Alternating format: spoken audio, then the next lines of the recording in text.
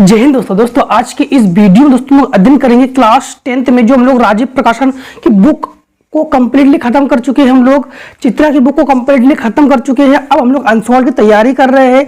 आपको बता दें कि हम लोग जो है अग्रवाल का अनसॉल्व कर रहे हैं, जिसमें हम लोग 2023 का आज सेट तीसरा डीएक्स करेंगे। सेट 1 2 भी कर चुके हैं हम लोग आपके इस चैनल में सारे के सारे अनसॉल्व के सेट प्रोवाइड है, आप लोग देख सकते हो। ठीक है, हम लोग 2023 के सेट कर रहे हैं, 2011 से लेकर सारे के सारे सेट आपको प्रोवाइड है। ठीक, तो 23 का तीसरा सेट डीएक्स कर रहे हैं। डीएक्स में पहला क्वेश्चन आपसे क्या कह रहा है, आपको ये बता दे कि आप लोगों को राजीव पढ़ रहे हो या एचएम पढ़ रहे हो या एक्स पढ़ रहे हो, किसी कोई भी अनसॉल्व पढ़ रहे हो, आपको केवल सेट तीसरा चौथा नहीं देखना है, आपको डीएक्स देखना है। डीएक्स देखने हैं, आप लोग डीएक्स देख लीजिए, समझ जाइएगा कि हाँ यहाँ पर आप लोग यही सेट है। जैसे आप लोगों का 20 एमसीक्यू है तो कर रही हैं।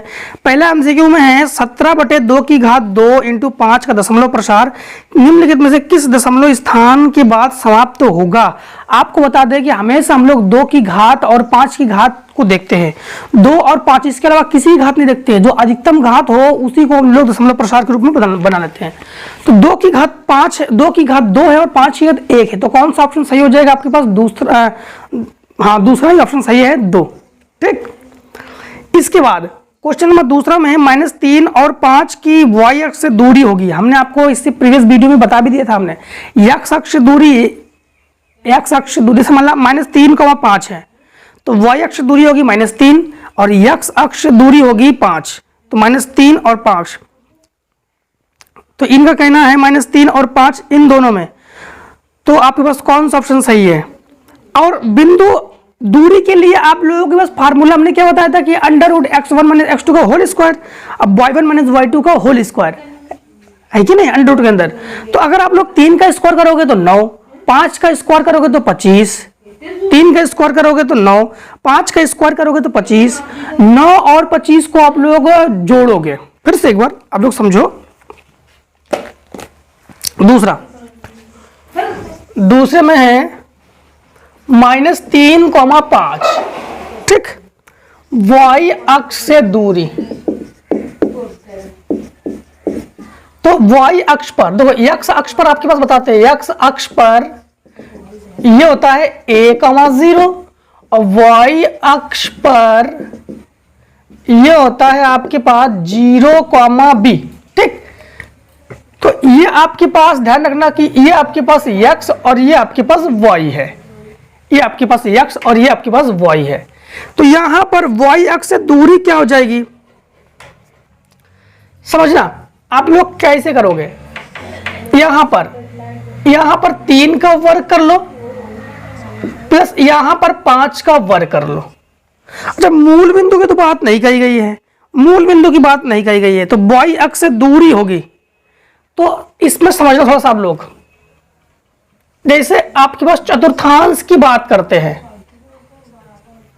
तो ये हमारे पास x और ये x का माइनस मान, ये y और ये y का माइनस मान। ठीक, हाँ, तो ये हमारे पास -3 है, तो 1 2 3, यहां पर -3 है और यहां पर आपके पास 5, तो 1 2 3 4 5, तो ये हमारे पास 5 है। ठीक, ये हमारे पास 5 है, तो ये हमारे पास यहां से यहां तक ये 5 है, लंब और आधार। कण आपको नहीं पता, तो जब आप लोग ज्ञात करोगे ना, तो कण का वर्ग, लंब का वर्ग प्लस आधार का वर्ग, तो वही हम बता रहे हैं आपको। -3 का वर्ग प्लस 5 का वर्ग, तो 3 का वर्ग 9, 5 का वर्ग 25, √ में ये हो जाएगा आपके पास 9 5 4 बचा 9 5 14 बचा 1 34। क्या है हमारे पास ऑप्शन? नहीं है। तो हमारे पास कौन सा ऑप्शन सही हो जाएगा? डी पार्ट, इनमें से कोई नहीं। ठीक, दूसरे में आपके पास क्या है? इनमें से कोई नहीं। अब देखो, यहां पर आप लोगों का तीसरा नंबर, संख्या 144 के अभाज्य गुणनखंड में अभाज्य गुणनखंड घातों का योगफल आप लोग ज्ञात कीजिए। तो आप लोग देखो, अगर घात की बात की जाए तो मतलब घात बनाकर योगफल आप लोग ज्ञात करोगे। तीसरे नंबर में है 144। देखो, अभाज्य गुणनखंड, अभाज्य गुणनखंड किसे कहते हैं? अभाज्य गुणनखंड जिसे किसी संख्या से हम लोग भाग ना दे सके उसे अभाज्य गुणनखंड कह सकते हैं, स्वयं के अतिरिक्त। 2 से काट सकते, 2 एक अभाज्य गुणनखंड है, 2 सत्ते 14, 2 दूनी 4, 2 से काट सकते, 2 तिया 6, 2 छिंग 12, 3 से काट सकते हैं, 6 से नहीं काट सकते क्योंकि 6 भाज्य है, तो 3 एकम 3, 3 दूनी 6, 3 चौको 12, फिर 2 से काटो, 2 दूनी 4, 2 एकम 2, 1 2 3 4, तो 2 की घात 4, 1 2 3 की घात 2, ठीक। अब इनका कहना है इनका घातों का योगफल, तो 4 + 2 अर्थात 6। कौन सा ऑप्शन सही हो जाएगा आपके पास? डी पार्ट आपके पास सही हो जाएगा, ठीक। और इसमें भी आपके पास डी पार्ट ही सही है। अब देखो क्वेश्चन नंबर 4, क्वेश्चन नंबर 4 में है कि लासा आपके पास, तो अब लोग मासा बराबर आप लोग जानते हो कि क्या ज्ञात करोगे? मासा बराबर दो व्यंजकों का गुणनफल यानी 132 × 288 बटे 3168 काटो जरा आप लोग, 2 से काटो, 2 छिंग 12, 2 छिंग 12, 2 एकम 2, 2 पंचे 10, 2 अट्ठे 16, 2 चौको 8, फिर 2 तिया 6, 2 तिया 6, 2 सत्ते 14 बचा 1, 2 नीम 18, 2 दूनी 4, फिर काटो 2 से, 2 एकम 2, 2 चौको 8, 2 चौको 8, 2 तिया 6, 2 नीम 18, 2 छिंग 12, फिर 2 से काटो, फिर 2 से काटो, 2 एकम 2 बचा 1, 2 नीम 18, 2 अट्ठे 16, फिर 2 से काटो 36, फिर 2 से काटो, 2 नीम 18, फिर 2 नीम 18, 33 तिया और 12 तिया 36, तो मासा को एस से लिखते हैं, मासा बराबर हमारे पास 12। कौन सा ऑप्शन? डी पार्ट, ठीक। 5वां देखो, 5वां में है 3x² - 12x + m, 3x² - 12x + m बराबर मूल बराबर है तो m ज्ञात कीजिए। इसे विविधकल लगा दो कि जब भी मूल बराबर हो तो विविधकल लगाते हैं। d बराबर हमारे पास 0 जो कि होता है v² - 4ac बराबर 0, तो यहाँ पर आप लोग कहोगे b, ये हमारे पास a है, ये b है और ये c है, तो b² मतलब 12 का वर्ग, 12 का वर्ग और 12 का वर्ग हो गया 144, 4 × a का मान है 3 और c का मान है a, m बराबर 0, पक्षांतर कर दो, 4 तिया 12, m बराबर -144, 12 12 में 144, तो m का मान भी 12 जो कि आंसर हमारा डी पार्ट, इसमें भी डी पार्ट है। अब देखो आप लोग क्वेश्चन नंबर 6, क्वेश्चन नंबर 6 में है मूलों का योगफल, तो -x का गुणांक बटे x² का गुणांक अर्थात 3/5, ठीक। 3 बटे मूलों का योग है, मूलों का योग, तो 3/5, ठीक है, पहला ऑप्शन आपके पास सही हो जाएगा। और यहाँ पर 7वां नंबर युगपत समीकरण x + 2y = 70 और 2x + λy 55 का कोई हल नहीं है, तो लैम्डा का मान ज्ञात कीजिए। देखो आप लोग 7वां नंबर में है कि x + 2y बराबर 70 और 2x + λy बराबर 35, कोई हल नहीं। कोई हल नहीं के लिए क्या होता है जानते हो आप लोग? कोई हल नहीं के लिए होता है a1 बटे a2 इज इक्वल्स b1 बटे b2 नॉट इक्वल्स c1 बटे c2, तो 1/2 ये हो जाएगा आपके पास 1/2 इक्वल्स 2/λ इज नॉट इक्वल्स 70/35, तो इससे मतलब ही नहीं है, लैम्डा एकम लैम्डा और 2 दूनी 4, आंसर कौन सा? आंसर डी पार्ट सही है आपके पास।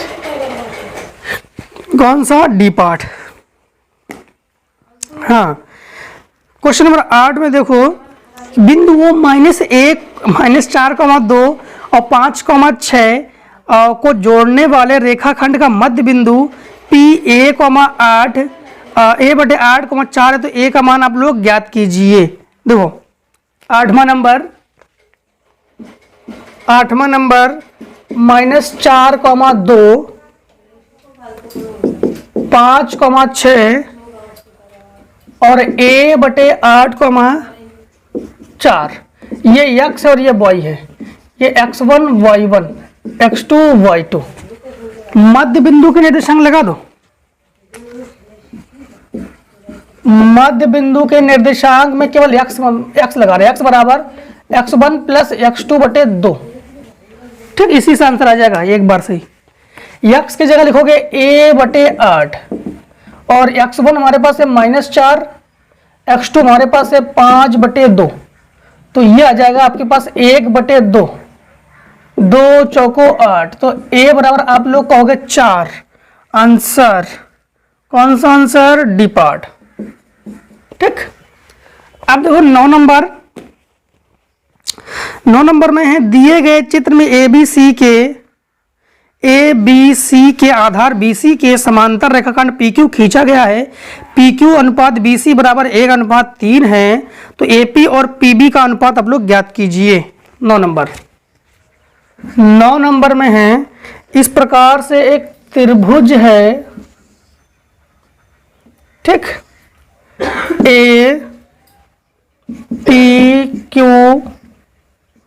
APQBC, PQ और BC, PQ अनुपात BC बराबर 1:3।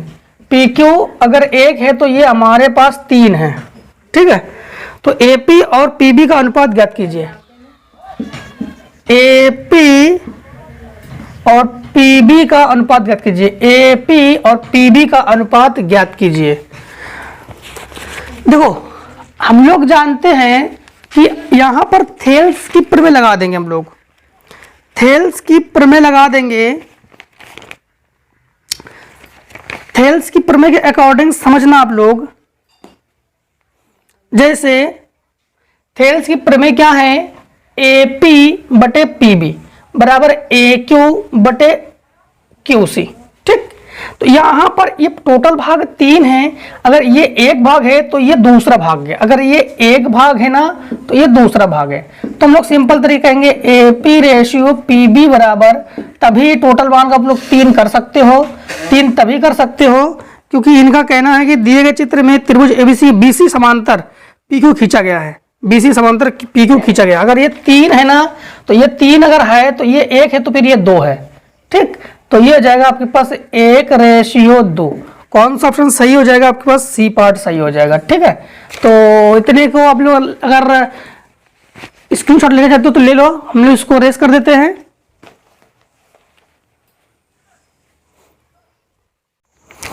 अब देखो क्वेश्चन नंबर आप लोग 10, त्रिभुज ABC में AB 6√3 है और AC 12 सेंटीमीटर है, BC 6 सेंटीमीटर हो, तो कोण B की माप ज्ञात कीजिए। ये आपको पता है कि पीछे जो आपके पास सेट 2 और 1 में है, इसको बता चुके हैं कि कोण 90 अंश का ही है। क्योंकि हमने आपको ये भी कहा था कि जब भी आप लोग MCQ करते रहोगे ना तो काफी सारे क्वेश्चन आपको याद हो जाएंगे। तो इसको आप लोग कौन सा ऑप्शन बिना देखे सुने आप लोग कौन सा ऑप्शन सही कर दोगे? 90 अंश। 2 समरूप त्रिभुजों के क्षेत्रफलों का अनुपात, ये भी बता दिया था हमने। क्षेत्रफलों का जो अनुपात होता है उसे भुजाओं के वर्गों के अनुपात के बराबर होता है। तो 16:25 दिया गया है आपके पास, तो 16 मतलब 4:5। कौन सा ऑप्शन सही हो जाएगा आपके पास? B part. ठीक है, और इसके बाद 12 नंबर, चित्र में AB बराबर 3 सेंटीमीटर, AC बराबर 6 सेंटीमीटर और BD बराबर 2 सेंटीमीटर, CD बराबर 4 सेंटीमीटर है। कोण BAD और कोण CAD का अनुपात आप लोग ज्ञात कीजिए। तो कोण BAD और कोण CAD का अनुपात आप लोग ज्ञात करोगे। तो देखो सवाल नंबर आप लोग 12, देखो 12, सवाल नंबर 12 में है,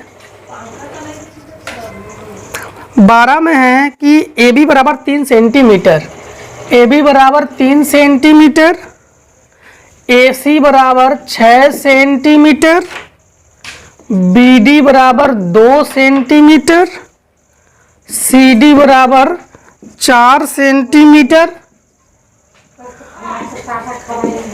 कोण BAD ज्ञात करो। BAD और अनुपात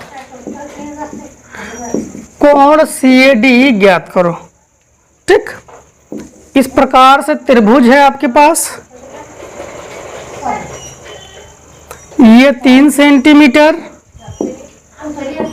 ये 2 सेंटीमीटर, ये 4 सेंटीमीटर और ये 6 सेंटीमीटर।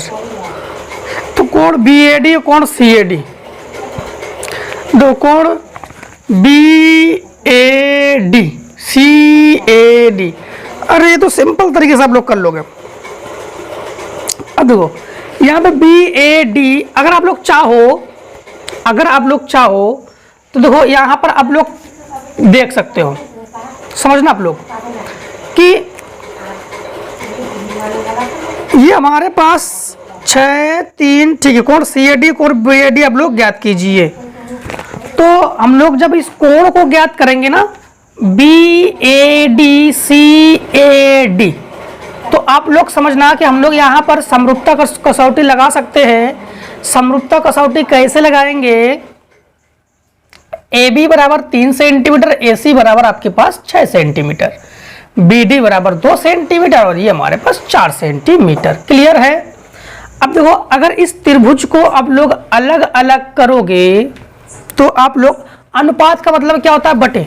तो कोण बी ए डी बटे कोण सी ए डी बराबर बी ए, तो समझना ए बी, यहां पर ए बी के बटे में करोगे, ए बी के बटे में करोगे ए सी, ए डी के बटे में करोगे ए डी, ए डी के बटे में करोगे ए डी।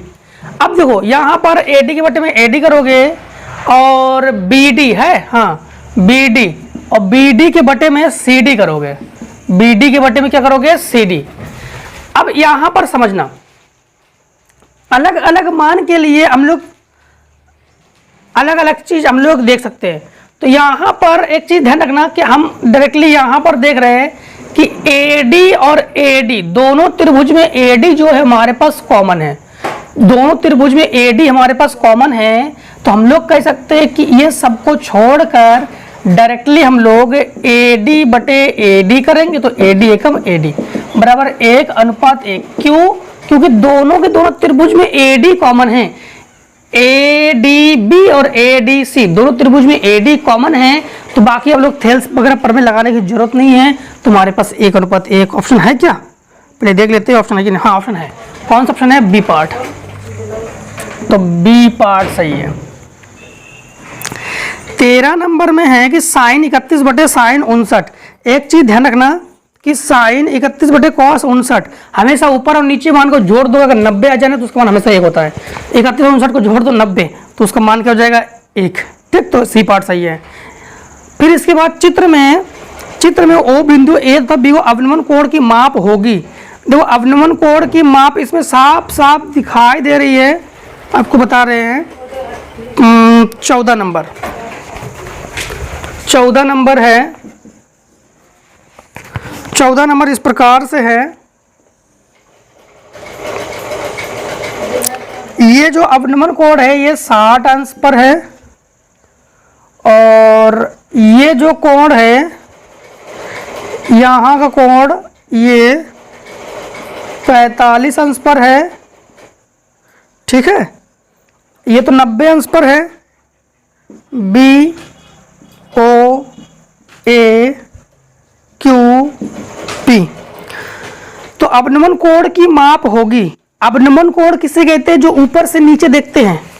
अवनमन कोण किसे कहते हैं? ऊपर से जो नीचे की ओर देखते हैं उस कोण को हम लोग कौन सा कोण कहते हैं? अवनमन कोण कहते हैं। अब जरा आप लोग समझना कि इस पूरे कोण का मान 45 है। पूरे कोण का मान क्या है? 45। ठीक है, तो 45 रहने दो। तो ये पूरे कोण का मान 45 है, तो 45 रहने दो। अब इतने 45 को 2 भाग डिवाइड, तो ये 15 अंश हो गया और ये 15 अंश हो गया आपके पास। तो ये 15 अंश है, तो मतलब 45 से 15 घटाओगे तो अवनमन कोण कितने अंश का बचेगा? 30 अंश का बचेगा। तो ये हो गया 30 अंश। तब आपके पास जब ये 30 अंश हो जाएगा तब ये 45 45 90 और 30 और 60 90 मिलकर 180, मतलब त्रिभुज का पूरा कोणों का योग हो गया यहाँ पर। अब 15 नंबर में है, यदि एक वृत्त की परिधि और क्षेत्रफल संख्यात्मक बराबर है तो उस वृत्त की त्रिज्या होगी। तो 15 नंबर में है, जिसमें कौन सा ऑप्शन सही है? इसमें आपका बी पार्ट सही है। हाँ देखो इनका कहना है कि वृत्त की परिधि और क्षेत्रफल संख्यात्मक रूप से बराबर है।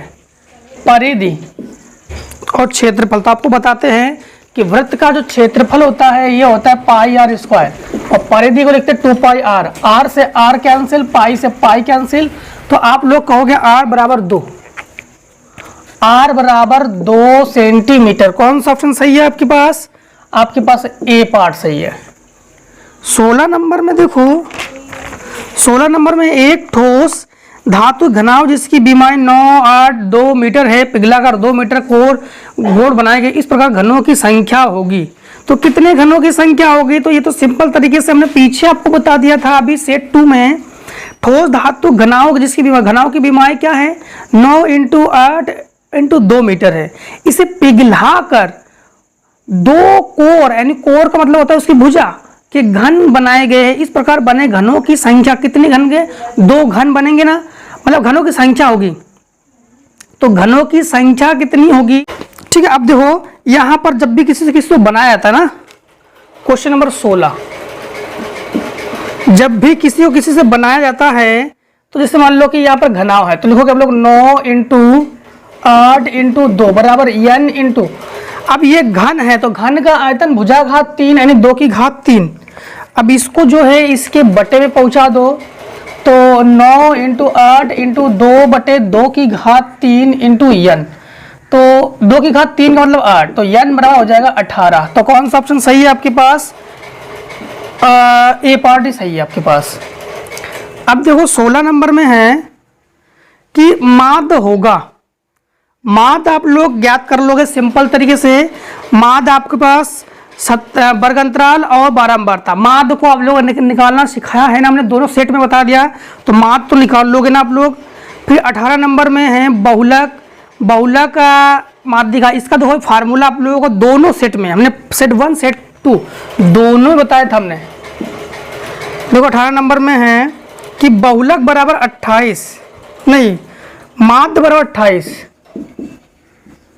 माद बराबर 28, बहुलक बराबर 16 और माध्यिका। देखो सवाल नंबर जो आपके पास सवाल नंबर 17 है, इसको आप लोग कर लोगे, माध्य माध्य तो ज्ञात कर लोगे आप लोग। अब देखो इसका एक फार्मूला होता है कि आप लोगों को पीछे हमने बताया भी था, आपको ध्यान है कि बहुलक बराबर 3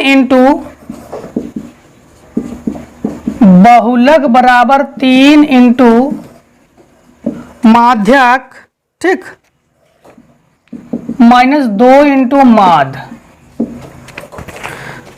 तो यहां पर आप लोग बहुलक की जगह लिखो 16, 3 इंटू माध्यक की जगह लिखो यम, 2 इंटू माध्य की जगह लिखो 28, 28 दूनी 56, इधर पक्षांतर कर दो, तो 16 + 56 बटे 3 बराबर यम। तो ये जोड़ लो, 6 6 12 बचा 1, 5 और 1 6 और 1 7 बराबर 3 बराबर यम। तो यम बराबर ये हो जाएगा आपके पास 3 दूनी 6 और 12, तो 3 चौको 12 24। कौन सा ऑप्शन सही हो जाएगा आपके पास? सी पार्ट, सी पार्ट जो है आपके पास ऑप्शन सही हो गया। 18 के बाद 19 नंबर है बंटन का बहुलक वर्ग है। तो बहुलक वर्ग क्या? जिसके अधिकतम मान हो, देखो 7 8 2 2 1, सबसे अधिक कौन है? 8। 8 का वर्ग अंतराल क्या है? 3 - 5, 3 से 5, तो आपके पास कौन सा ऑप्शन सही हो जाएगा? बी पार्ट सही हो जाएगा, 3 से 5। बंटन का माध्यिका वर्ग है, तो माध्यिका वर्ग क्या है? माध्यिका वर्ग आपको सबसे अधिक है 20, इसका मतलब 30 से 40, तो 30 से 40 इसका भी बी पार्ट सही है। अब देखिए खंड बा में प्रश्न नंबर 1, प्रश्न नंबर 1 से पहले आपको एक चीज बता देते हैं कि जो अभी आपका क्वेश्चन नंबर 2 था, क्वेश्चन नंबर 2 को थोड़ा सा आपको दोबारा बता रहे हैं। हाँ, क्वेश्चन नंबर 2 में जो है कुछ मिसप्रिंट है। जो 2 है वो जो हमने बताया था वो मूल बिंदु के लिए ऐसा होता है, यहाँ पे मूल बिंदु की बात नहीं की गई है, ठीक है, मूल बिंदु की बात नहीं की गई। तो -3,5 ये सिंपल तरीके से y अक्ष से दूरी होगी, तो y अक्ष से दूरी, तो आपके जो हमने इससे प्रीवियस सेट में भी बताया था हमने, y अक्ष से दूरी क्या होगी? तो y अक्ष से दूरी -3, तो ए पार्ट सही है। और x अक्ष से दूरी क्या होगी? 5, ठीक, तो -3 जो हमने आपको बताया था ना, इनमें से कोई नहीं, उसके लिए हमें खेद है, तो मिस्टेक है बाय मिस्टेक, ठीक है। तो दूसरे का क्वेश्चन दूसरे का आपको कौन सही है? ए पार्ट सही है, ठीक। ये पार्ट। तो आप लोग दूरी तो निकालना आप लोग जानते ही हो, अगर x अक्ष दूरी है तो आपके पास 5, y अक्ष दूरी है तो -3। ठीक, क्लियर। अब देखो आप लोग पहला, तो आप लोग लिखोगे उत्तर पहला, सिद्ध कीजिएगा √3 एक अपर में संख्या है। देखो कैसे करोगे, तो उत्तर 1 लिखोगे आप लोग, उत्तर 1।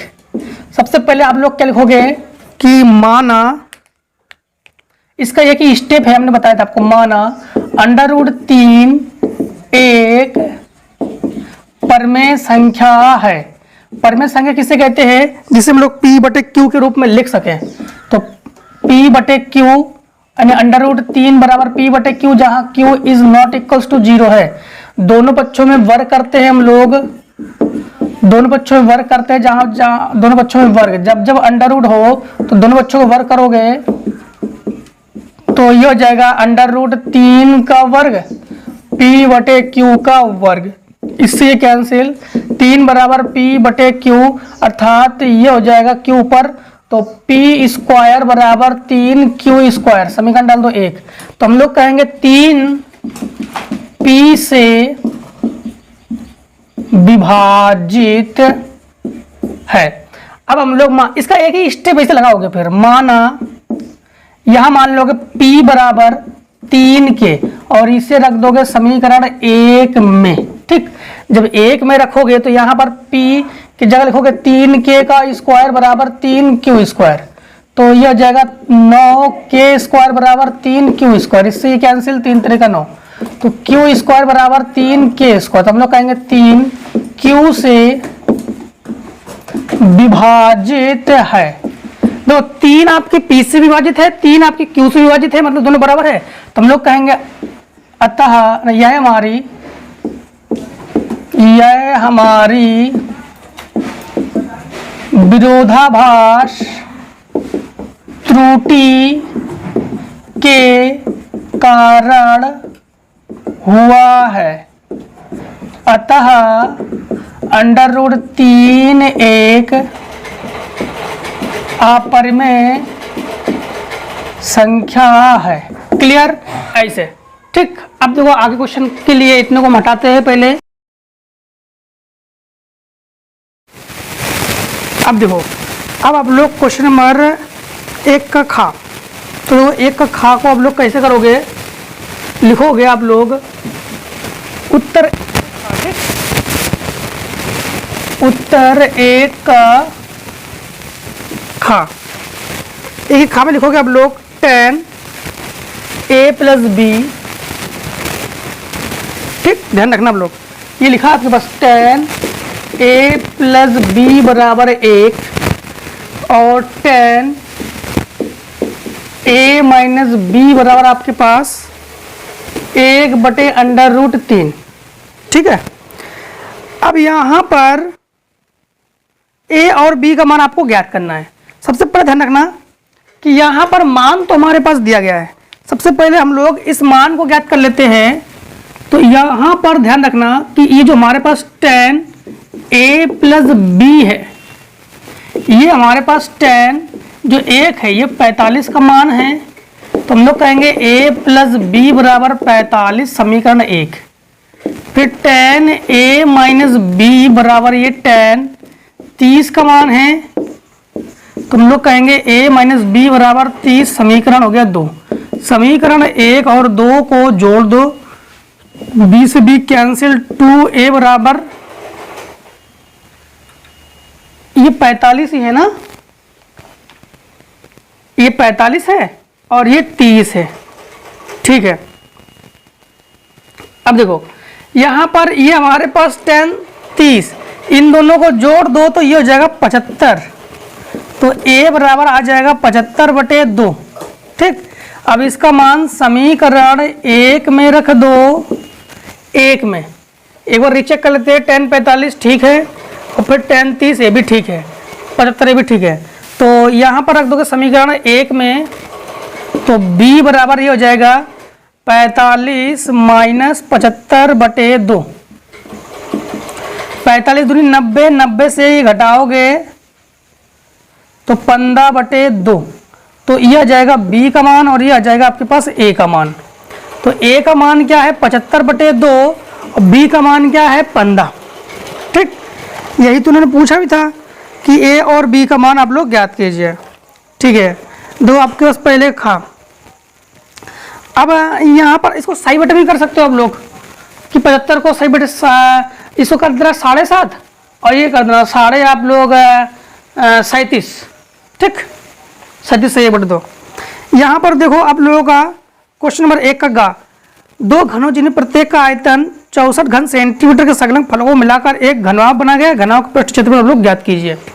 दो घनों को मिलाकर, ये हम लोग सिंपल तरीके से बता देते हैं आपको, तो ये हम पीछे हम बता चुके सेट में। तो आप लोग लिखोगे उत्तर 1 का गा।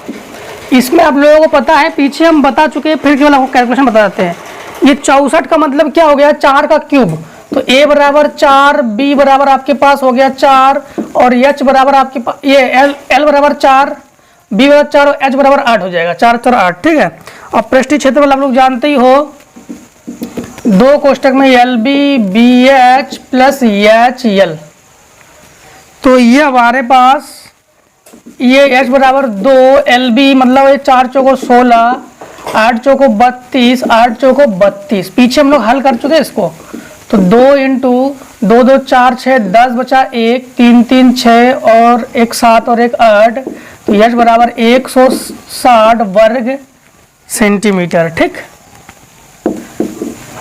अब देखो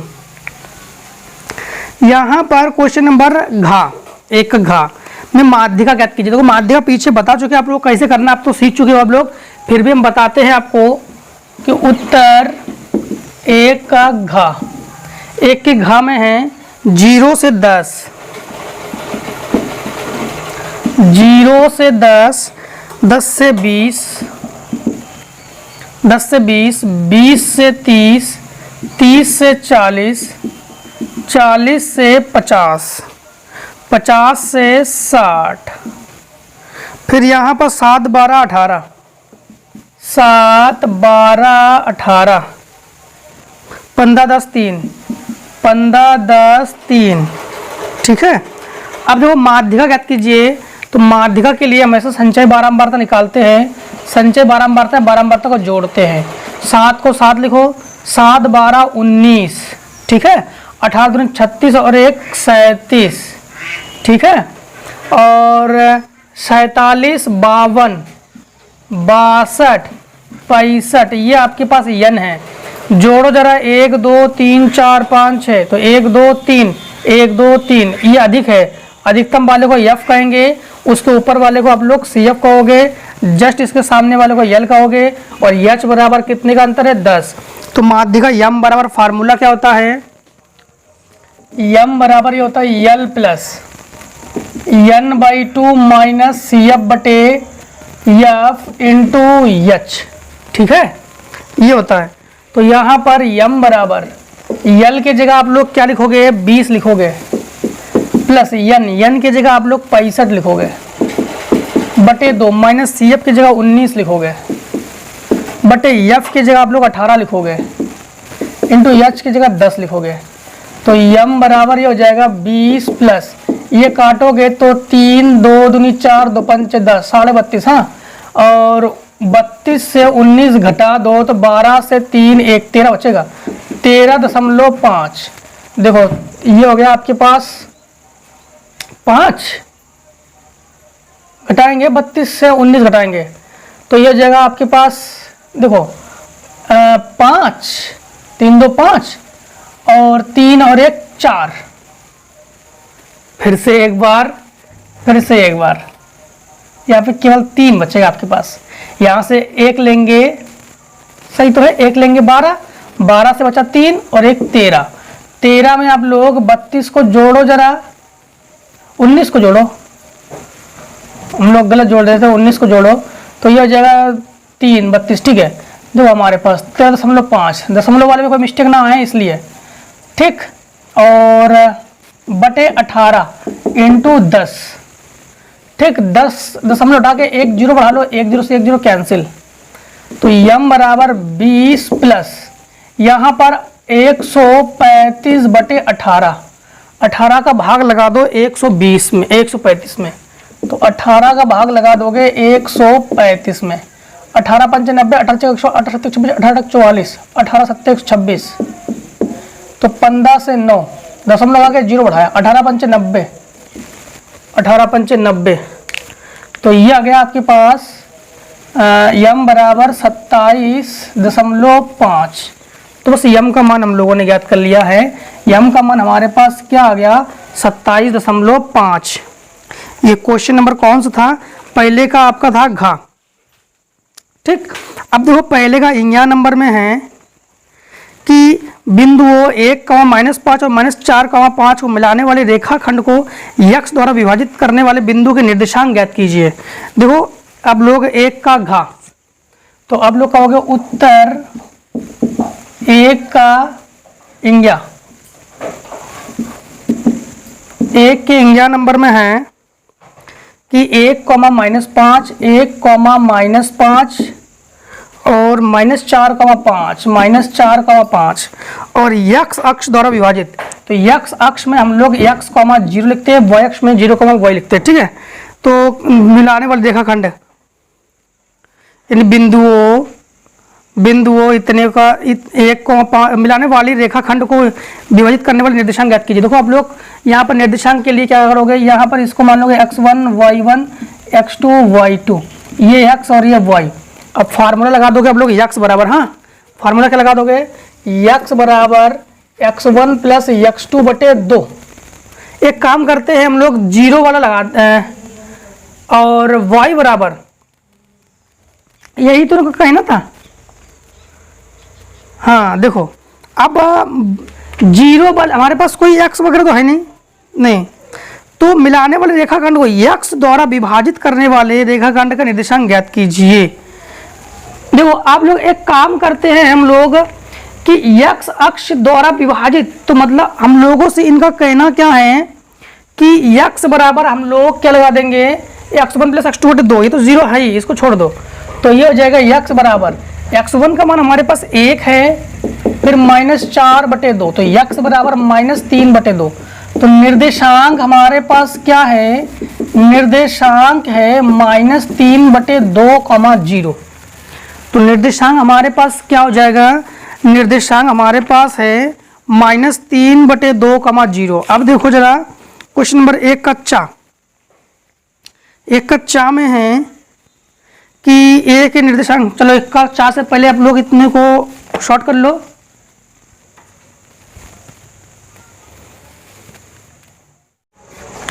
अब देखो क्वेश्चन आप लोग 1 का चा, बिंदु ए के निर्देशांक ज्ञात कीजिए जहां ए बी वृत्त का व्यास है, जिसका केंद्र आपके पास 2, -3 है और बी का केंद्र 1, 4 है। देखो सबसे पहली बात तो ये है कि ए के निर्देशांक आप लोग ज्ञात कीजिए। सबसे पहले उत्तर 1 का चा, ठीक है, उत्तर 1 का चा में ये है कि यहाँ पर देखो ये वृत्त है, ये आपके पास वृत्त है, ठीक है, और यहाँ पर देखो इस वृत्त में क्या है कि जो वृत्त है ए के निर्देशांक आप लोग ज्ञात कीजिए। तो यहाँ पर एक वृत्त का व्यास बना लो और यहाँ पर आप लोग ए लिखो और यहाँ पर आप लोग बी लिखो, ठीक है।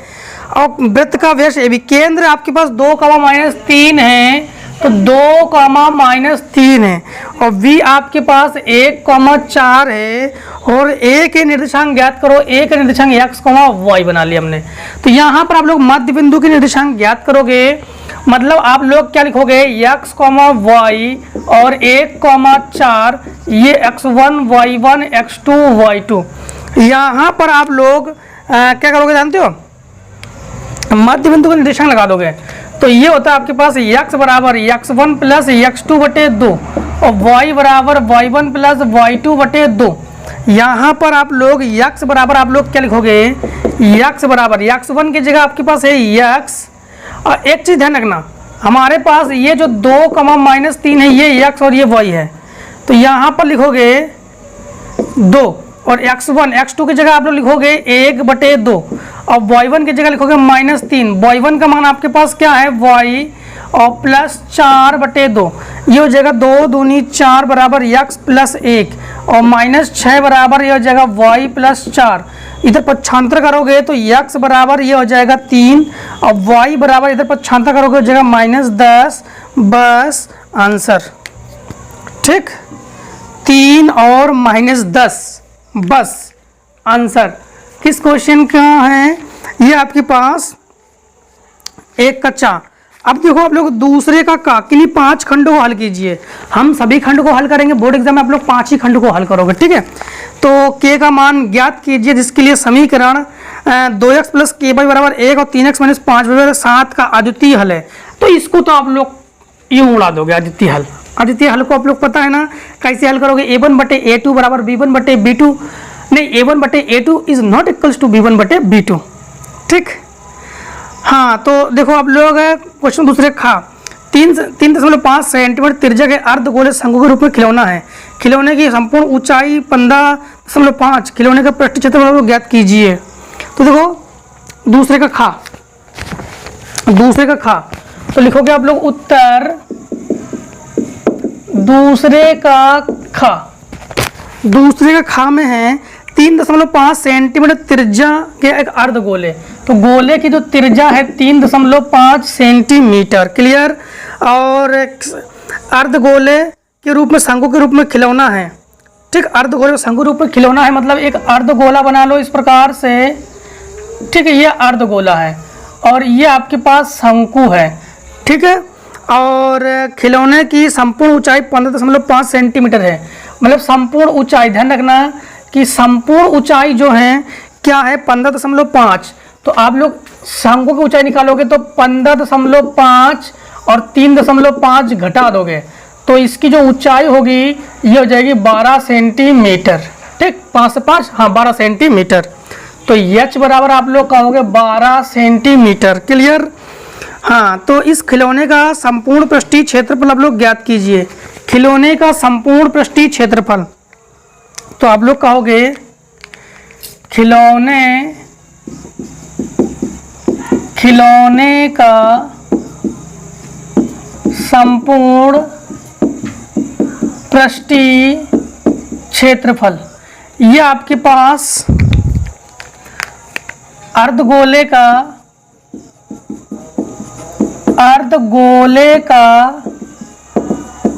पृष्ठीय क्षेत्रफल प्लस शंकु का पृष्ठीय क्षेत्रफल।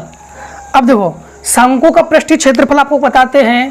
शंकु का पृष्ठीय क्षेत्रफल L बराबर यही होता है पाई आर यल, तो आपको यल चाहिए। तो यल बराबर अंडर में h² + r²। ठीक है, ये फार्मूला होता है। तो ये हमारे पास L बराबर अंडर में h का मान हमारे पास क्या है 12 का वर्ग 144 प्लस ये आ जाएगा आपके पास 3 3 यानी 3.5। तो 35 × 35 कर लो जरा आप लोग, 35 × 35। तो ये 25 बचा 2, 5 × 15 और 2 17, 3 बचे 15 बचा 1, 3 3 का 9 और 1 10। फिर से एक बार 25 बचा 2, 15 17, ये 15 बचा 1, 3 3 का 10, ये हो गया 5, ये हो गया 12, 1। ठीक है, तो ये हो जाएगा 1225। तो यह आ जाएगा 12.25, अर्थात यल बराबर अंडर में ये जोड़ दोगे तो 152.25, अर्थात यल बराबर आप लोग कहोगे 12 का वर्ग है नहीं है। ठीक है, तो आप लोग 12.5 के आसपास ले सकते हो इसको, 13 ले नहीं सकते हो, तो 12.5 के आसपास हमने ले लिया, थोड़ा बहुत अंतर आ सकता है। अब देखो अब लोग ये अर्धगोले का पृष्ठीय क्षेत्रफल ये होता है 2 पाई r², शंकु का होता है पाई r यल। ठीक है, तो यहाँ पर आप लोग 2 इंटू, अब देखो पाई का मान आप लोग क्या रखोगे 22/7, r का मान 3.5 इंटू 3.5, 22/7 इंटू 3.5 इंटू 12.5। तो इसको काटो 5 7 35, 5 7 35। ठीक, जब टोटल को हल कर लेना आप लोग, जब टोटल को हल करना है इसको गुणा करोगे तो 2 इंटू, ध्यान रखना 2 इंटू 22 पंचे 110 इंटू 3.5। एक काम करो ये हो जाएगा 22 पंचे 110 अर्थात 11 और ये 35 दूनी 70 अर्थात 7, 22 पंचे 110 अर्थात 11 और 12.5, 11 से 70 और 12 का गुणा 12.5 में करना और दोनों को जोड़ लेना, आंसर आ जाएगा। ठीक है, कौन सा दूसरे का आपके पास कौन सा है, खा है ना ये, हाँ दूसरे का खा, तो दूसरे खा में आप लोग जोड़ लेना, तो आपके पास आंसर आ जाएगा 214.5 वर्ग सेंटीमीटर। ठीक, तो ये आ जाएगा 214.5 वर्ग सेंटीमीटर, जोड़ लेना। अब देखो क्वेश्चन नंबर आगे, अब लोग क्वेश्चन नंबर आगे क्या है, आगे में ये है कि सिद्ध कीजिए √7 एक अपरिमेय संख्या है। सेम टू सेम जैसे अभी हमने √3 को बताया था वैसे ही लगाओगे, जहां जहां 3 है वहां वहां आप लोग साथ साथ लिखते जाना, बस आंसर उड़ा देना इसको। 2 का घा देखो, cos थीटा बराबर 4/5, तो देखो 2 का घा, तो लिखोगे उत्तर 2 का घा cos थीटा बराबर 4/5। ठीक है, तो sine theta cos theta plus tan square theta का मान ज्ञात कीजिए। तो ये तो आप लोग आराम से कर लेते हैं। देखो सबसे पहले पाइथागोरस पर लगाना हो, cos थीटा आधार बटे कर्ण होता है, आधार बटे कर्ण मतलब ये 3 है, तो साइन थीटा निकाल लो आराम से। देखो साइन थीटा बराबर लंब बटे कर्ण, हाँ समझना लंब बटे कर्ण, तो 3/5 cos थीटा का मान दिया गया है 4/5 plus tan square theta, tan theta होता है लंब बटे आधार, तो 3/4 का होल स्क्वायर, तो ये हो गया 12/25 प्लस 9/16, अर्थात आप लोग ये जगह 16 दूनी 32 बचा 3, 16 और 3 19 और 25 निमा 225 बटे 16 पंच 80 बचा 8, 16 दूनी 32 और 8 40, तो ये आपके पास ये हो जाएगा। जोड़ लो, जोड़ोगे तो 5 2 7 और 9 2 11 बचा 1, 2 और 1 3 और 1 4 बटे 400, तो आपके पास आंसर आ जाएगा 417/400। बस क्वेश्चन नंबर आपका कौन सा हल हो गया है, दूसरे का घा भी हल हो गया है। ठीक है, आप देखो दूसरे का इंग्या, तो इंग्या से पहले इतने को रेस कर देते हैं, हाँ तो आप लोग शॉर्ट कर लीजिए।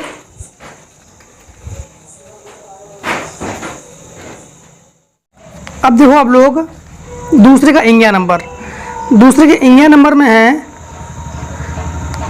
कि निम्नलिखित बारंबारता सारणी से यफ का मान ज्ञात कीजिए यदि विद्यार्थियों को प्राप्तांकों का माध्य 25 है। ठीक, देखो प्राप्तांक आप लोग कैसे लिखोगे, यहाँ पर दूसरे का आप लोग लिखोगे इंग्या नंबर। ठीक है, उत्तर आप लोग लिखोगे दूसरे का इंग्या नंबर में ये है कि दूसरे का इंग्या नंबर में है, पहले प्राप्तांक को हम लोग लिख रहे हैं वर्ग से। ठीक है, इसके बाद आपके पास विद्यार्थियों की संख्या, इसको लिख रहे हैं यफ से। ये है आपके पास 0 से 10, 10 से 20, 20 से 30, 30 से 40, 40 से 50। ठीक है, और यहाँ पर आपके पास 6 यफ 6, 6 यफ 6, इसके बाद 10 और 5। हम लोग क्या करते हैं कि इसमें हम लोग पहले यक्स निकालते हैं, इन दोनों को जोड़कर आधा करते हैं, तो 5, 15, 25, 35 और 45। फिर हम लोग क्या करते हैं यफ एक्स निकालते हैं, इन दोनों को गुणा करते हैं, तो 5 छक्का 30 और ये हो गया 15 यफ, ये हो गया 25 छक्का 150 और 35 दशामलव 350, 45 पंच यानी 25 बचा 2, 5 को 20 और 2 22। अब इनको जोड़ते हैं तो हम लोग कहते हैं सिग्मा यफ, और इन्हें जोड़कर हम लोग कहेंगे सिग्मा यफ एक्स। तो 6 6 12, 12 और 22 27, तो ये जगह 27 प्लस यफ। ठीक है, 6 6 12 17 27 और ये 30। देखो ये हो गया आपके पास 400, 500, 500 और 2 700, फिर से एक बार 150, 350, 500 और 200 700, 725 और 755, 755 प्लस 15 यफ। अब हमारे पास समांतर माध्य का हम लोग फार्मूला लगा देंगे। ठीक है, माध्य यक्स बार बराबर ये होता है सिग्मा यफ एक्स बटे सिग्मा यफ। ठीक है, यहाँ पर समांतर माध्य हमारे पास दिया गया है तो ये आपके पास 25 दिया गया है, ठीक है। ये इसकी जगह सिग्मा एफ एक्स की जगह आप लोग क्या लिखोगे 755 प्लस 15f बटे ये हो जाएगा 27 प्लस एफ। इसके साथ गुणा करो तो 25 पंचे 125, 150, 25 7 175, 175 बचा 17, 25 दूनी 50, 60 67 और प्लस 25 एफ बराबर 755 प्लस 15f। 15 को इधर ले आओ, 675 उधर पे भेज दो। तो ये आप लोग 25f माइनस 15f बराबर 755 माइनस 675। तो ये घटकर आपके पास हो जाएगा 10f और ये 5 से 5 0, 15 से 8 तो 10 8 80। तो f बराबर आप लोग का हो गया 8, ठीक, आंसर हो गया। तो f का मान हमारे पास कितना आ गया 8। अब देखो आप लोग क्वेश्चन नंबर दूसरे का चा बहुलक ज्ञात कीजिए। देखो बहुलक आप लोग ज्ञात करोगे दूसरे का चा में, लिखोगे उत्तर दूसरे का चा, उत्तर दूसरे का चा। बहुलक आई होप आप लोग ज्ञात कर लेते इसमें। बहुलक आप लोग ज्ञात कर लोगे। बहुलक तो अभी पीछे हमने ज्ञात करके दिया था, आप लोग सेम टू सेम वैसे ही ज्ञात करोगे। आप लोग कर लोगे, नहीं कर पाओगे कमेंट सेक्शन में कमेंट कर देना, तो हम आगे की वीडियो में प्रोवाइड कर देंगे। क्वेश्चन नंबर तीसरा देखो, तीसरा तो उत्तर 3 को देखो, 3 को तो आप लोग लगा लोगे 2 बटे 3 बटे एक्स 2 बटे वाई। हम लोग आप पीछे बता चुके इसको, दोनों सेट में पूछा गया था सवाल ये कि 1 बटे एक्स होने पर इसको ए मानते हैं, इसको बी मानते हैं। तो आई होप इसको भी लगा लोगे आप लोग। देखो तीसरे का अथवा बताते हैं आपको, तीसरे का अथवा, उत्तर तीसरे का अथवा। अगर फिर भी आप लोगों को दिक्कत आ जाए ना तो आप लोग कमेंट सेक्शन में कमेंट कर देना, तो हम इसको प्रोवाइड कर देंगे, एक अलग से वीडियो बना के प्रोवाइड कर देंगे। कुछ क्वेश्चन को आप लोग नोट करके आप लोग कमेंट सेक्शन में कमेंट डाल देना, तो हम उस सारे क्वेश्चन को प्रोवाइड कर देंगे एक वीडियो में, ठीक। एक भिन्न 1/3 हो जाती है जब उसके अंश में 1 जोड़ दिया जाता है, तो 1/4 होती है जब उसके हर में 1 घटाया जाता है। तो भिन्न ज्ञात कीजिए। देखो यहाँ पर आप लोग सबसे पहले मान लो, माना अंश बराबर आप लोग मानो x तथा हर बराबर मानो आप लोग y। तो भिन्न क्या हो जाएगी, भिन्न हो गया आपके पास x बटे y, ठीक। इनका कहना है कि एक भिन्न 1/3 हो जाती है, उसके अंश में 1 जोड़ दिया जाता है। तो प्रथम शर्त में हम लोग क्या करते हैं, उसके अंश में 1 जोड़ देते हैं, तो भिन्न 1/3 हो जाती है, ठीक। तो ये हो जाएगा 3x प्लस 3 बराबर y। इसको इधर इसको उधर पक्षांतर करो, तो 3x माइनस y बराबर -3, समीकरण 1। द्वितीय शर्त में इनका कहना है कि 1/4 हो जाती है जब इसके हर से 1 घटाया जाता है, तो x बटे y माइनस 1, तो 1/4 हो जाती है। तो देखो यहां से आप लोग इसके साथ गुणा करोगे ना, तो 4x बराबर y माइनस 1, y को ले आओ, तो 4x माइनस y बराबर -1, समीकरण 2। समीकरण 1 और समीकरण 2 को घटाएंगे, समीकरण 1 से समीकरण 2 को घटा देंगे क्योंकि समान चिन्ह है। तो ये हमारे पास 3x माइनस y बराबर -3, 4x माइनस y बराबर -1, माइनस प्लस प्लस, ये कैंसिल, ये घटकर -x और ये घटकर -2, इससे ये कैंसिल, तो x बराबर 2। x का मान आप लोग समीकरण 1 में रख दो, तो ये हो जाएगा 3 दूनी 6 माइनस y बराबर -3। पक्षांतर कर दो, तो -y बराबर -9, माइनस माइनस कैंसिल, तो y बराबर 9। तो भिन्न क्या हो जाएगी, भिन्न हो जाएगा आपके पास 2/9, ठीक है। तो ये भिन्न हो गया आपके पास 2/9। अब देखो जरा आप लोग क्वेश्चन नंबर 4, ठीक। क्वेश्चन नंबर 4 में है कि एक मंदिर की ऊंचाई 15 मीटर है। मंदिर के शीर्ष से सड़क के दूसरी ओर बने भवन के शीर्ष का उन्नयन कोण 30 अंश, भवन की पाद का अवलंबन कोण 45 अंश सिद्ध कीजिए। भवन की ऊंचाई 5 + 3 √3। तो एक काम करते हैं दोस्तों, यहाँ पर तो इतने में तो कुछ लॉन्ग क्वेश्चन ही है। दो सबसे पहले एक भवन के शीर्ष, एक मंदिर के ऊंचाई एक मंदिर की ऊंचाई 15 मीटर है, क्लियर है। मंदिर के शीर्ष से सड़क के दूसरी ओर बने भवन के शीर्ष का उन्नयन कोण 30 अंश तथा भवन के पाद का अवनमन कोण 45 अंश। सिद्ध कीजिए कि भवन की ऊंचाई जो है 5 + 3 √3 है। सबसे पहले देखो, एक मंदिर बना लो, तो उत्तर आप लोग लिखोगे, उत्तर 4 है, ये उत्तर 4, उत्तर 4 में है कि एक मंदिर की ऊंचाई 15 मीटर है। सबसे पहले एक मंदिर बना लो, चलो हाल यहां से कर देंगे, मंदिर यहां बना देते हैं। ये मंदिर बना लिया, मंदिर की ऊंचाई जो है 15 मीटर है, ठीक है। और मंदिर के शीर्ष से सड़क के दूसरी ओर बने सड़क भवन का उन्नयन कोण 30 अंश है शीर्ष से, तो ये आपके पास एक उन्नयन कोण बना दोगे जो कि 30 अंश का है, ठीक है। तो भवन के पाद का अवनमन कोण 45 अंश है, अवनमन कोण 45 अंश है।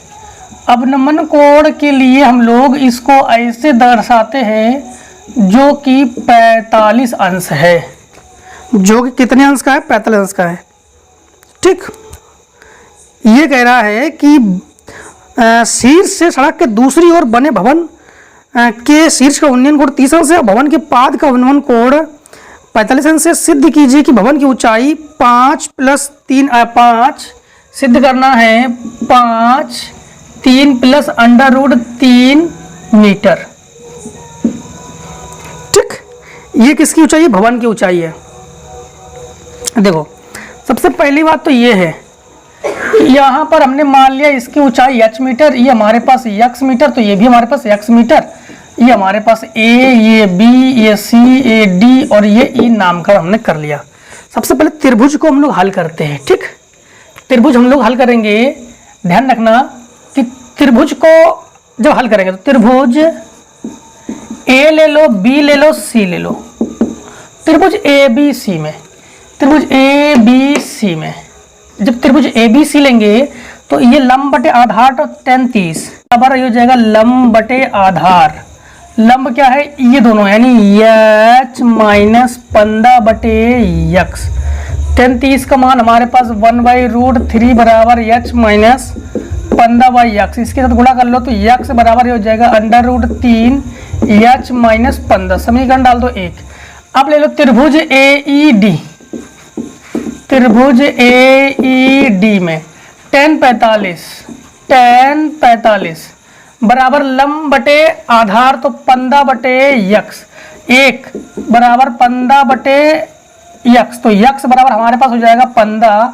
समीकरण 1 में रख दो, तो यहाँ रख दोगे तो ये जाएगा 15 बराबर √3, यह अंतर गुणा कर रहे हैं, -√3 × 15, इसको पक्षांतर करके ले आओ, √3 h बराबर 15 + 15 √3, 15 ले लो कॉमन, तो h बराबर 15 जब कॉमन लोगे तो 1 + √3 बचेगा, √3 को इसके बटे में पहुंचा दोगे, तो अंडर की कोई भी संख्या अगर नीचे हो तो उसका ऊपर नीचे गुणा किया जाता है, तो ये हो जाएगा 3 × 3, 3 × 5 = 15, ठीक। तो h बराबर ये हो जाएगा 5, इसके साथ गुणा करोगे तो ये हो जाएगा 3 और इसके साथ गुणा करोगे तो प्लस √3 मीटर। बस प्रूफ हो गया।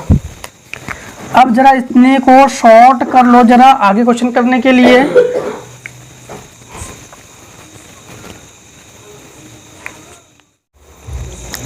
अब देखो क्वेश्चन हम लोग 4 का अथवा भवन के शीर्ष के स्तंभ के शीर्ष का उन्नयन कोण 60 अंश है, भवन के शीर्ष स्तंभ के पाद बिंदु का अवनमन कोण 45 अंश है। यदि स्तंभ की ऊंचाई 40 मीटर है तो सिद्ध कीजिए कि भवन की ऊंचाई जो है 20 √3 - 1 मीटर है। देखो सबसे पहले आप लोग चौथे का अथवा देखो, चौथे का अथवा, हाँ तो लिखोगे उत्तर 4 लिखोगे और अथवा लिखोगे। यहाँ पर यह है कि भवन के शीर्ष से स्तंभ के शीर्ष का उन्नयन कोण 60 अंश है, फिर भवन के शीर्ष से स्तंभ के पाद का उन्नयन कोण 45 अंश है और स्तंभ की ऊंचाई 40 मीटर है। सिद्ध कीजिए भवन की ऊंचाई, तो भवन और स्तंभ दोनों की ऊंचाई है, तो एक काम कर लो कि इस प्रकार से बना लो, ठीक इस प्रकार से बनाते हैं हम लोग। अब समझना कि भवन के शीर्ष से एक स्तंभ के शीर्ष का उन्नयन कोण 60 अंश है, तो यहाँ से ये 60 अंश है भवन के, ठीक है। भवन के शीर्ष से स्तंभ के पाद का अवनमन कोण 45 अंश है। तो पाद का अवनमन कोण जो है 45 अंश है, ये 45 अंश है। यदि स्तंभ की ऊंचाई 40 मीटर है तो सिद्ध कीजिए भवन की ऊंचाई। तो स्तंभ की ऊंचाई, स्तंभ का मतलब टोटल ऊंचाई, हाँ स्तंभ की ऊंचाई क्या है 40 मीटर, 40 मीटर है। नहीं, ये भवन के पाद का अवनमन कोण 45 अंश है। और इनका ये कहना है यदि स्तंभ की ऊंचाई 40 मीटर है तो एक भवन के शीर्ष से एक स्तंभ, तो भवन के शीर्ष से है स्तंभ, तो यहां से ये 40 है, तो ये हमारे पास क्या है h मीटर है। ठीक, तो सिद्ध कीजिए कि h बराबर 20 √3 - 1 मीटर, ये x मीटर, तो ये x मीटर, ये a मीटर, ये b मीटर, ये c मीटर, ये d मीटर और ये e मीटर। ठीक, मीटर नहीं कोण। अब देखो यहाँ पर सबसे पहले त्रिभुज ले लो। त्रिभुज में एक चीज ध्यान रखना, सबसे पहले त्रिभुज AEB ले लो। त्रिभुज AEB में tan 60 लंब बटे आधार, तो देखो ये हमारे पास टोटल मान है, तो 40 - h बटे आधार क्या है x, ये जगह √3 बराबर 40 - h बटे x पहुंचा दो यहाँ पर, तो √3 x बराबर 40 - h, समीकरण डाल दो 1। त्रिभुज ले लो ADC में, तो tan 45 लंब बटे आधार, तो h बटे x, tan 45 का मान 1 बराबर h बटे x, तो x बराबर ये समीकरण रख दो 1 में, तो जब यहाँ रख दोगे तो √3h बराबर ये हो जाएगा 40 - h, इसको 95 रख ले आओ, √3h + h बराबर 40, h ले लो कॉमन, तो √3 + 1 बराबर 40 बटे में पहुँचा दो, तो ये हो जाएगा 40 बटे √3 - 1 + 1। अब परमेकरण कर दो, तो ये जगह √3 - 1 बटे √3 - 1, तो h बराबर ये हो जाएगा 40, ये हो जाएगा √3 - 1, ये वर्गांतर हो जाएगा, तो √3 का स्क्वायर और 1 का स्क्वायर, इससे कैंसिल, तो h बराबर हो जाएगा 40 और √3 - 1 बटे ये 3 से 1 घट गया 2, ये कट के हो जाएगा 20, तो h बराबर ये हो जाएगा 20 √3 - 1 मीटर। बस ये हो जाएगा आपको उत्तर 4 का अथवा। ठीक, अब देखिए अब लोग उत्तर 5। एक ठोस शंकु का आकार है जो एक समान आधार की त्रिज्या अर्धगोले के अध्यारोपित है। यदि अर्धगोले का वक्रपृष्ठ शंकु का वक्रपृष्ठ समान है तो इसकी त्रिज्या और ऊंचाई का अनुपात आप लोग ज्ञात कीजिए। देखो सबसे पहले यहाँ पर उत्तर 5, यहाँ पर है एक ठोस एक शंकु के आकार का है जो एक ठोस एक शंकु के आकार का है जो एक समान आधार त्रिज्या वाले अर्धगोले पर अध्यारोपित है। तो एक ये अर्धगोला है, ये शंकु है। ठीक, दोनों की त्रिज्या बराबर है। अर्धगोले वक्रपृष्ठ शंकु के वक्रपृष्ठ के समान हो तो शंकु की त्रिज्या और ऊंचाई में अनुपात करती है। दोनों का वक्रपृष्ठ बराबर है, दोनों का जो वक्रपृष्ठ है वो बराबर है। अब देखो प्रश्नानुसार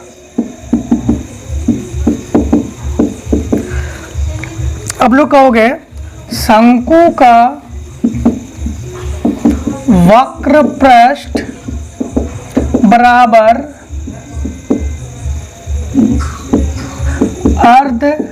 अर्धगोले का वक्रपृष्ठ। शंकु का वक्रपृष्ठ होता है आपके पास पाई आर एल, पाई आर एल। अर्धगोले का वक्रपृष्ठ होता है आपके पास 2 पाई आर स्क्वायर। ठीक, अब समझना शंकु का वक्रपृष्ठ पाई आर एल, अर्धगोले का वक्रपृष्ठ क्या हो गया 2 pi R L, 2 pi R square. यहाँ पर हम लोग क्या करेंगे कि पाई से पाई कैंसिल कर लेंगे। इनका कहना क्या था, इनका कहना यह था कि शंकु की त्रिज्या और ऊंचाई का अनुपात ज्ञात कीजिए। शंकु की त्रिज्या और ऊंचाई का अनुपात आप लोग ज्ञात करोगे।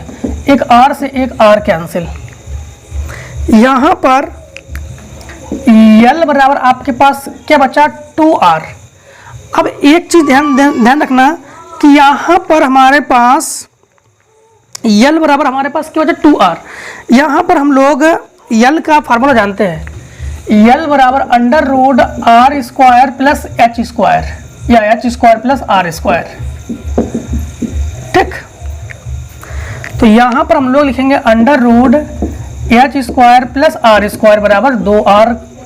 दोनों बच्चों में वर्ग कर लो अंडर रूट हटाने के लिए, वर्ग से रूट कैंसिल, तो यह हो जाएगा H square plus R square बराबर 4r स्क्वायर। इसको पक्षांतर कर दो तो एच स्क्वायर बराबर ये हो जाएगा 3r स्क्वायर। ठीक, अब एक काम करते हैं, इसको ऐसे कर सकते हैं अंडर रूट 3r का होल स्क्वायर, घातों से तुलना, तो एच बटा अंडर रूट 3r किस किस का अनुपात, त्रिज्या और एच, तो इसके बटे इसके गुणा में 1 मान लो, इसको इसके बटे में, इसको इसके बटे में, तो r बटे एच बराबर 1 बटे अंडर रूट 3, अर्थात r अनुपात एच बराबर 1 अनुपात अंडर रूट 3, और अगर एच अनुपात r करोगे तो अंडर रूट 3 अनुपात 1।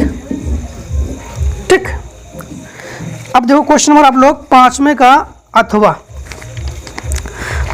अथवा में है 12, 16 और 20 सेंटीमीटर व्यास वाले धातु के 3 ठोस गोलों को पिघलाकर एक ठोस गोला बनाया गया है। ठोस गोले का व्यास आप लोग ज्ञात कीजिए। तो सबसे पहले इस तीनों का हम लोग आर निकाल लेते हैं। उत्तर लिखोगे आप लोग 5 का अथवा तीनों का, R1 बराबर आप लोग लिखोगे 6 सेंटीमीटर, R2 बराबर लिखोगे 8 सेंटीमीटर, R3 बराबर लिखोगे आप लोग 20 सेंटीमीटर। पिघलाकर एक ठोस गोला बनाया गया है। ठोस गोले का व्यास आप लोग ज्ञात कीजिए। देखो डायरेक्टली कर रहे हैं थोड़ा सा आप लोग, हाँ डायरेक्टली कर रहे हैं हम प्रश्नानुसार। बड़े गोले का आयतन तो ये हो गया 4/3 पाई आर क्यूब बराबर छोटे गोलों का आयतन, तो 4/3 पाई R1 क्यूब प्लस 4/3 पाई R2 क्यूब प्लस 4/3 पाई R3 क्यूब। देखो यहाँ पर जो है 4/3 पाई जो है ये कॉमन है, तो ये बचा R क्यूब बराबर R1 cube plus R2 cube plus R3 cube. तो R क्यूब बराबर R1 का मान क्या है हमारे पास 6, तो यह जाएगा 6 का क्यूब प्लस 8 का क्यूब प्लस 20 का क्यूब। तो R का क्यूब बराबर यहाँ पर 6 का क्यूब 36 6 का 216, 8 8 64 8 512, 20 20 408, ये हो गया 8000। हाँ, तो R क्यूब बराबर जोड़ लो 8000, यानी ये जाएगा 8000 512 216 8 2, ये हो जाएगा 7 2 दूनी 20 ही तो है, 20 सेंटीमीटर मतलब 10 सेंटीमीटर करोगे यहाँ पर, 20 का मतलब 10 करोगे, यहाँ पर आधा करोगे ना, व्यास दिया गया 20 तो आधा करते मतलब 10, तो ये आ जाएगा 10। तो यहाँ पर 10 मतलब 1000, तो मतलब 1728, तो ये हो जाएगा 1728, जो कि आपको बता दें 12 का क्यूब है, तो R क्यूब बराबर ये हो जाएगा 12 का क्यूब, घातों की कर लो तुलना, तो R बराबर 12 सेंटीमीटर, तो व्यास करोगे आप लोग 12 दूनी 24 सेंटीमीटर। बस इस प्रकार से आज हम लोगों ने जो सेट तीसरा DX है इसे भी हम लोगों ने कंप्लीटली ख़त्म कर लिया है। ठीक है दोस्तों, और आप लोग इसी तरह सपोर्ट बनाए रखिए जिससे कि हम सेट 4 को भी ला सके। ठीक है, बहुत ही जल्द लाएंगे, और आप लोगों को बता दें कि बहुत ज़्यादा से ज़्यादा सपोर्ट करेंगे तभी हम सेट 4 को प्रोवाइड करेंगे। ठीक है, और कोई भी डाउट रह जाए तो कमेंट सेक्शन में कमेंट कर दीजिए, उसको हम प्रोवाइड कर देंगे। तो मिलते हैं दोस्तों नेक्स्ट वीडियो में। आज की वीडियो में इतना ही दोस्तों, तो जय हिंद जय भारत। आप लोग स्वस्थ रहिए, मस्त रहिए, अच्छे से अध्ययन करते रहिए, और कोई भी डाउट हो क्लियर करते रहिए। तो टेक स्क्रीनशॉट।